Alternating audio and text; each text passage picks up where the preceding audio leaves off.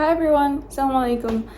Today's video, I'm going to give you my January wrap. Basically all the books that I've read this month and also a little bit of the review of each of the book. And I'm so excited because I read numerous books that I think are recommended by both the TikTok page and also Jack Edwards.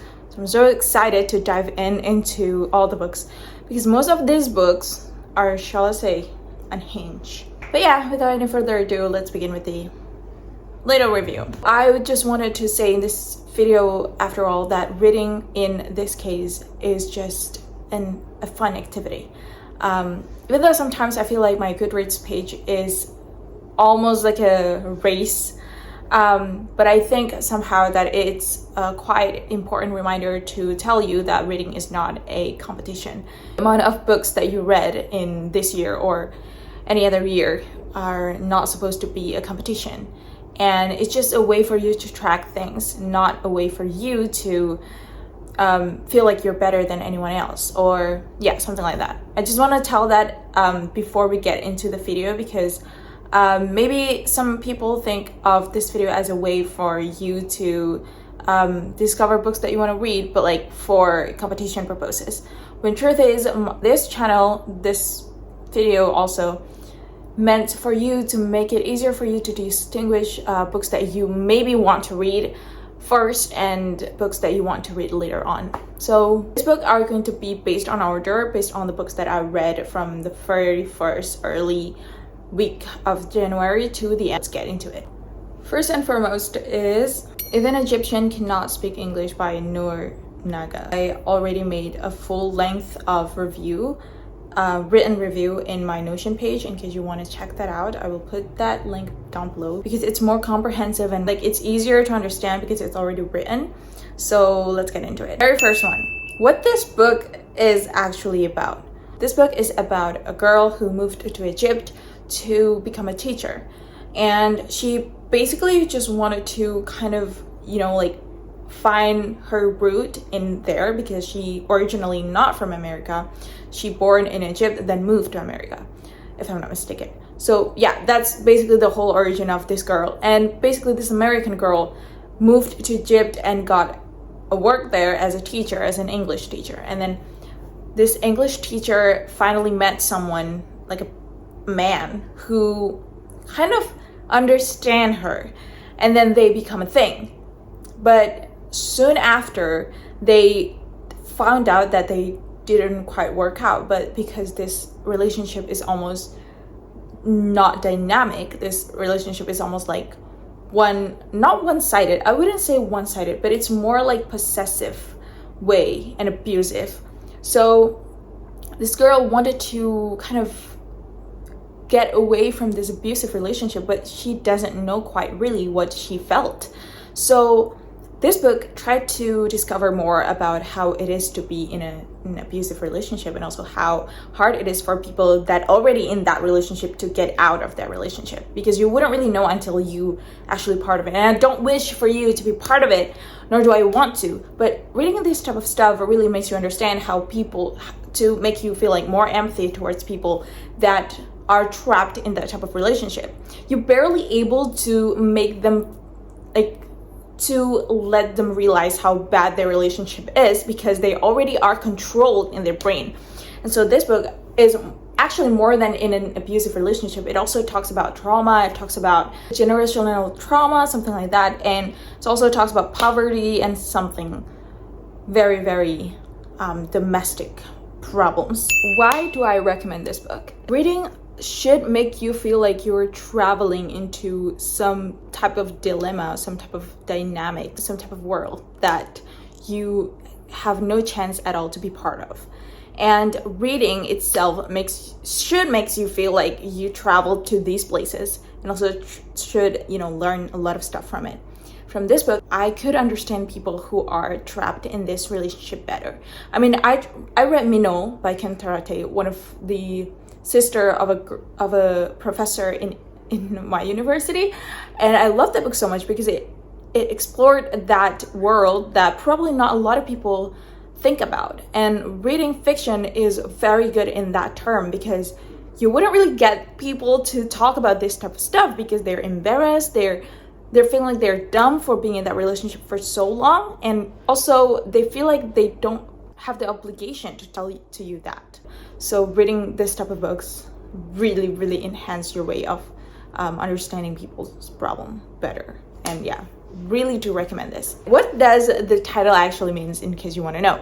If an Egyptian cannot speak English is actually a little phrase that was mentioned in the book, and it was because the man that this American girl was being in a relationship with is actually not really good in English. So if this man cannot speak English, so who is actually telling his story? Because in this book, the book was actually written in 2 POV. So it was written from the American girl's perspective and also in the Egyptian boy's perspective.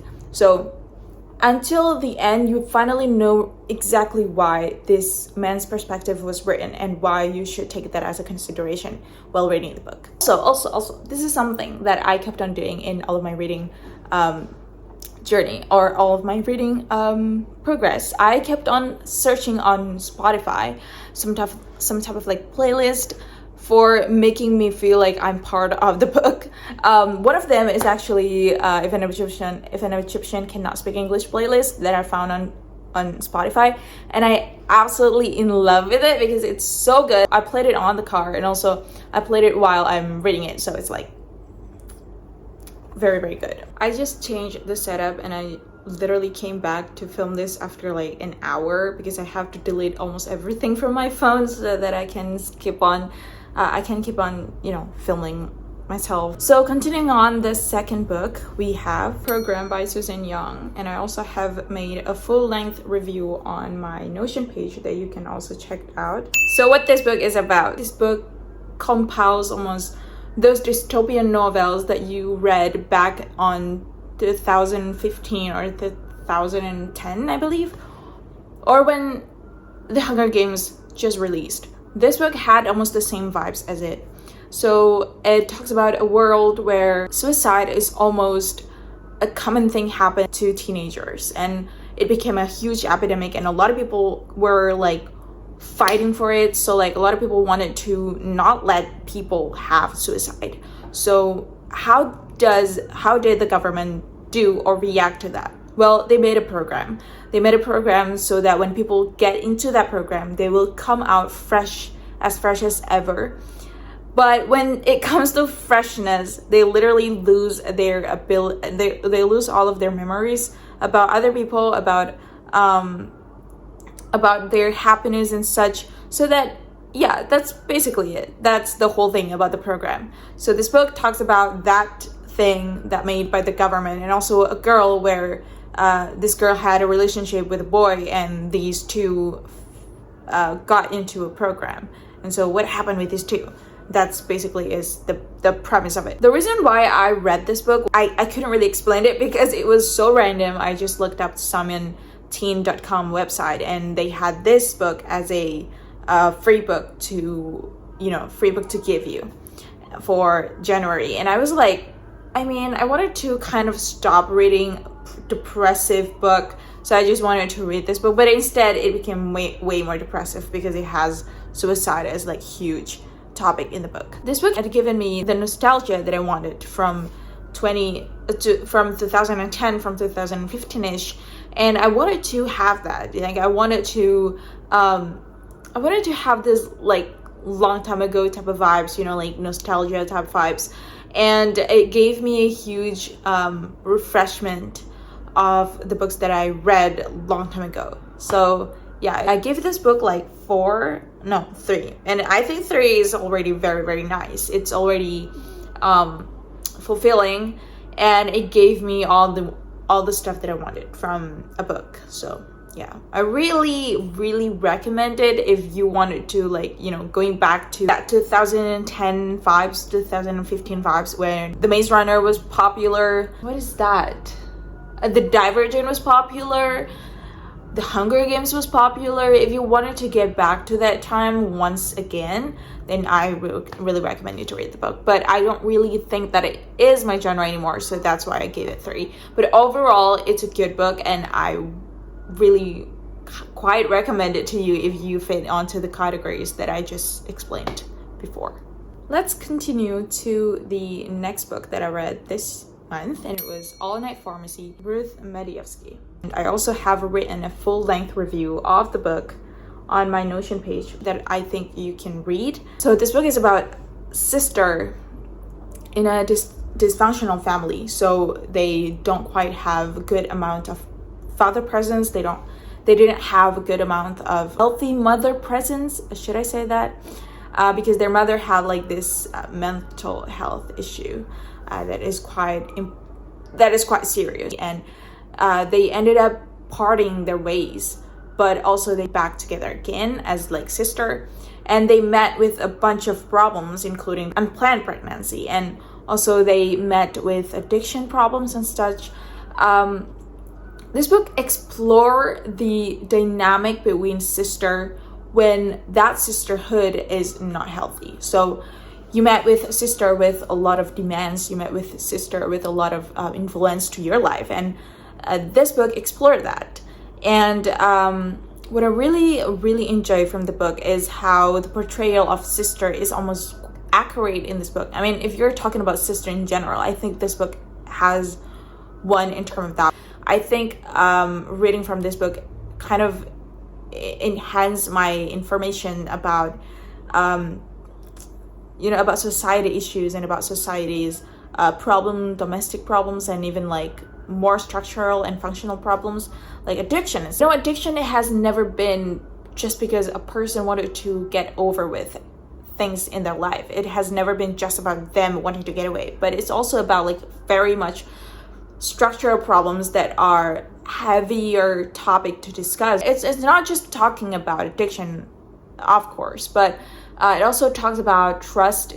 So I couldn't really, explain too much about it, but you just gotta read my review to get more information regarding this book. But overall, this book has that element, and if you clicked with that elements, you want to read the type of elements, then I recommend you to read it. But if you don't, then don't. I mean, this book might not be for everyone. It talks about a huge topic about addiction. It talks about hurting people. It talks about very complex and very dehumanizing, or maybe not dehumanizing. I mean, this type of feelings are almost like human feelings that are almost normal, but if it's not good to be acted upon, So yeah, I gotta stop talking there because I think I rambled too much. But yeah, overall this book has those elements, and if you are interested in reading more about that, then I recommend you to do that, but to read it. But if you don't, then don't. I mean, I'm not gonna like force you to do anything, because almost all the books that I read in January are like so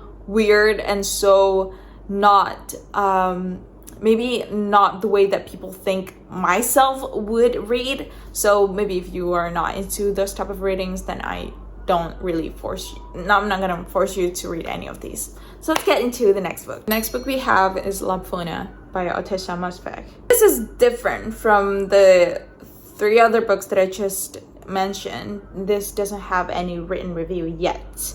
I forgot to write anything. But this book has left me a huge impression of Otesha Mosfegh, and I gave it like 4 stars, which is great because all of those 3 other books that I read before this book, I gave it like 3. So this book has changed me in a sense that humans are so complex, man.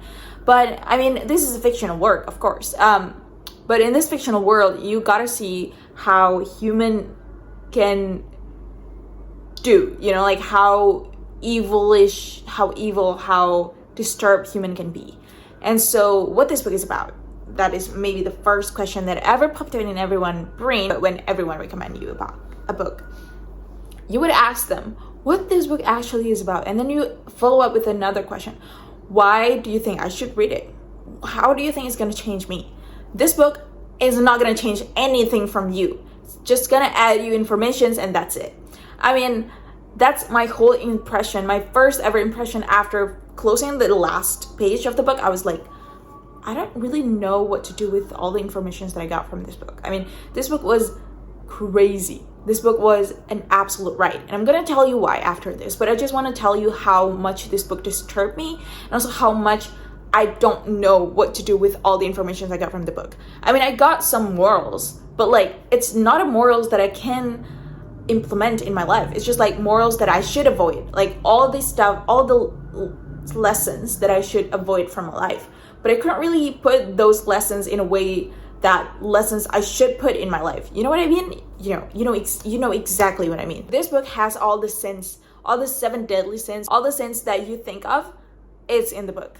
You think about murder, yes, it's in the book. You think about lying, yes, it's in the book. And also you talk about betrayal, you talk about very disturbing lies, disturbing sins. They are inside the book. So this book is about I don't really know the year, the age, the era, the period of this setting of the book setting, but it was like long time ago. It was when, you know, like when King and stuff was like really popular, and such. Book talks about a boy who was abused by his father, and then this boy had a friend, and then suddenly did something with a friend, and then all of a sudden their life changed, like 180 degrees changed. And so when their life changed, almost everything from this boy's life also changed. Almost every bad things that this boy did were not given consequences of. Like, I couldn't even explain to you what this book is about, because it's just about sins. Like, it's about evilness. It's a world where people are just deeply disturbed and deeply evil from their heart. There are a lot of sins in here, including but not limited to murder, cannibalism, and also even rape is also explained in the book, and also heavily like a huge reason why the story exists, essentially.